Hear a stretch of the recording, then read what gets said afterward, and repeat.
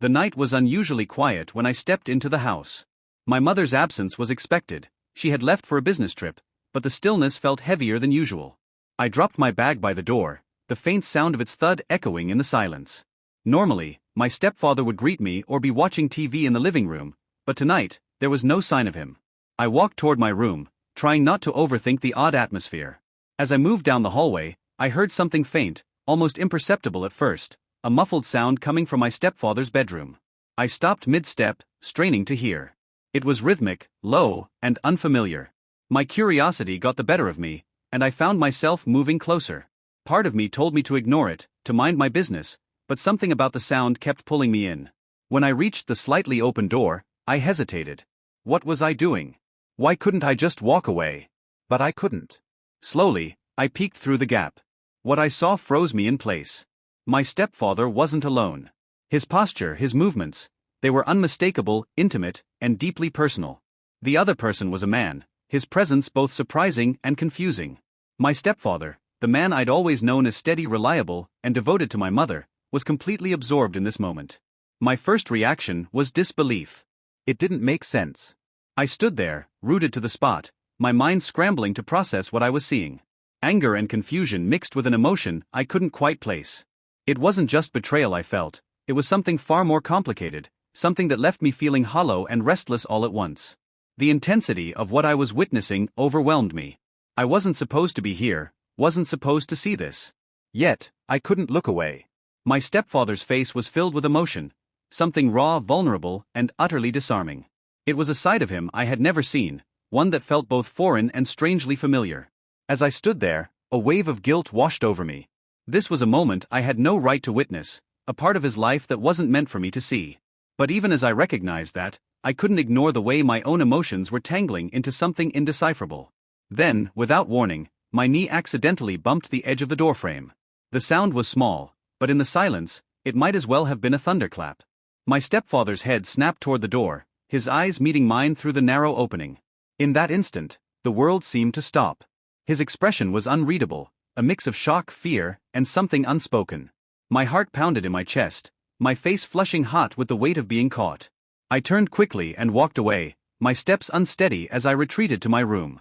Closing the door behind me, I leaned against it, my breath shaky. The image of him stayed with me, vivid and unrelenting. Everything I thought I knew had been appended in a single moment, and I had no idea what would happen next. The knock on my bedroom door was soft but deliberate. I didn't answer at first, hoping he would just leave, but the second knock came, more insistent. I swallowed hard, my mind racing. I knew it was him, and I knew he wouldn't let this go without a conversation. "Can I come in?" His voice was calm but tense, carrying a weight that made my chest tighten. I hesitated before responding. "Yeah," I said quietly, my voice barely audible. The door opened slowly, and he stepped inside, closing it behind him. For a moment, neither of us spoke. He looked at me, his expression guarded yet vulnerable. I couldn't meet his eyes for long, so I focused on the floor, my hands gripping the edge of my desk. "I'm sorry," he began, breaking the silence. "I didn't want you to see that." I let out a shaky breath, unsure how to respond. Anger, confusion, and something else I couldn't name churned inside me. "What the hell was that?" I finally said, my voice sharper than I intended. He sighed, running a hand through his hair. "It's complicated." "That's not an answer," I shot back, my frustration rising. "You're married to my mom. Does she know about this?" "No," he said quickly, his tone firm. "She doesn't know, and I never wanted her to." The room felt suffocating. My mind was a storm of conflicting emotions, betrayal on behalf of my mother, curiosity about his secret life, and an odd sense of empathy I couldn't explain. "So what? You just sneak around behind her back." "It's not like that," he said, his voice low. "I didn't plan for this to happen. It's been complicated between your mom and me for a while now. She's distant, always busy, and I feel like I'm just here, holding everything together alone." "That doesn't make it okay," I said, though my voice lacked conviction. "I know," he admitted, his shoulders slumping. "I know it doesn't, and I hate myself for it. But I'm human, and I've been lonely. I didn't think it would go this far." There was a raw honesty in his voice that caught me off guard. I wanted to stay angry, to hold on to the moral high ground, but his vulnerability was disarming. This was a side of him I'd never seen before, and it left me feeling conflicted. "I don't know what to do with this," I said finally, my voice quieter now. What am I supposed to do? I'm not asking you to do anything, he said, stepping closer. I need you to understand. I know I've put you in an impossible position, and I'm sorry for that. I'm not proud of what you saw, but I need you to keep this between us. Please. His words hung in the air, heavy with implication. I looked up at him then, and for the first time, I saw the cracks in the man I thought I knew. He wasn't just my stepfather, he was a person, flawed, desperate, and achingly human. I don't know if I can promise that, I said, my voice trembling. This isn't just about you.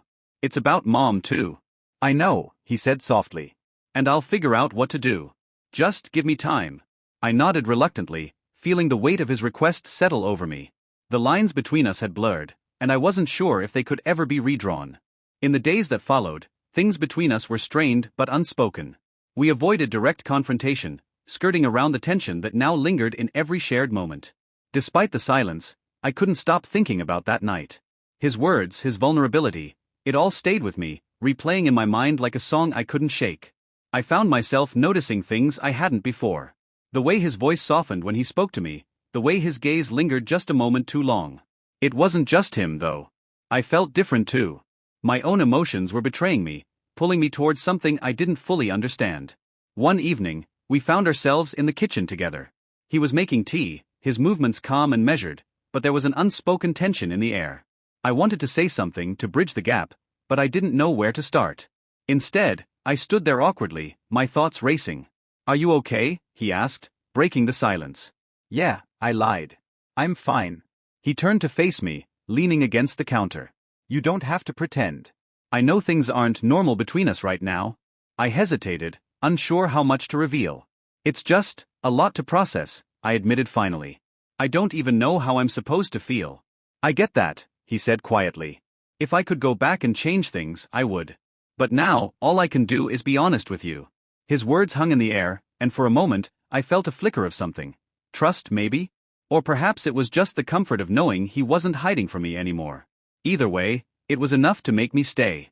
We talked for a while, about nothing and everything. It was the first real conversation we'd had since the incident, and though it was awkward, it also felt oddly natural.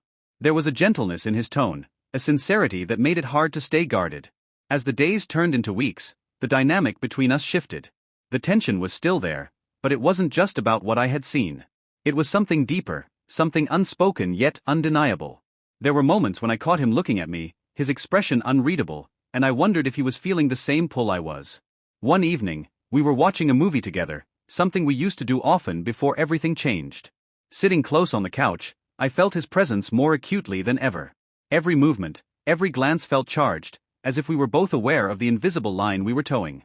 I tried to focus on the screen, but my thoughts kept drifting. The warmth of his arm near mine, the steady rise and fall of his breath, it was all too much and not enough at the same time. When the credits rolled, neither of us moved. The room was quiet except for the soft hum of the TV. I turned to look at him, and for a moment, our eyes met. There was something in his gaze, something raw and unguarded, that made my pulse quicken. "Good night," I said abruptly, breaking the moment before it could deepen further. I stood and left the room, my heart racing as I tried to make sense of what was happening between us. Whatever this was, it was growing, and I didn't know if I had the strength to stop it. The tension between us had become impossible to ignore. Every shared glance, every fleeting touch when passing in the hallway, seemed to carry an unspoken weight. We both knew things were different now, but neither of us had the courage to address it directly. One night, I couldn't sleep. My mind was racing, replaying every moment we'd shared since that night, analyzing every interaction. I hated how much I thought about him, how much his presence affected me. Frustrated, I decided to head to the kitchen for a glass of water, hoping the act of doing something mundane might clear my head. When I stepped into the dimly lit kitchen, he was already there. He stood by the counter, his back to me, seemingly lost in thought. The soft light illuminated his figure, and for a moment, I hesitated, debating whether to turn back and avoid whatever this encounter might lead to. But he heard me before I could decide. "You're up late," he said, his voice low and calm. "Couldn't sleep," I replied, walking over to the sink. The silence that followed felt heavier than the air itself. "Me neither," he admitted after a pause. "Too much on my mind." I glanced at him, my hand tightening around the glass I was holding. "Same here," I said, my voice barely above a whisper. He turned to face me then, his expression unreadable but intense.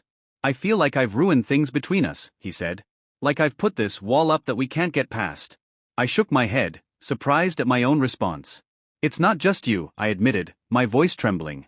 I don't even know how to explain what I'm feeling right now.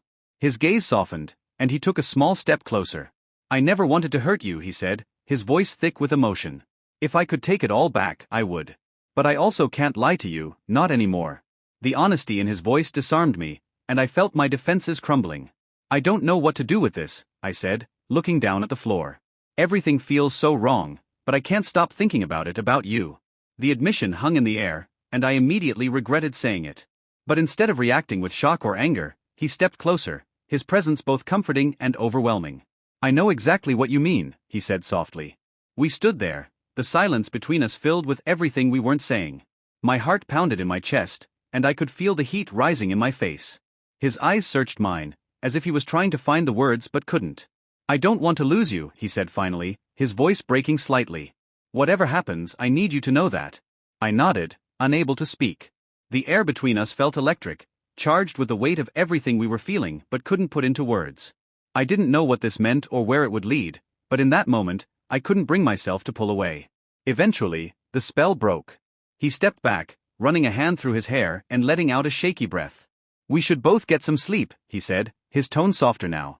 Yeah, I agreed, though I knew sleep was the last thing I'd find that night. As I watched him walk away, I realized that whatever line we had crossed, there was no going back.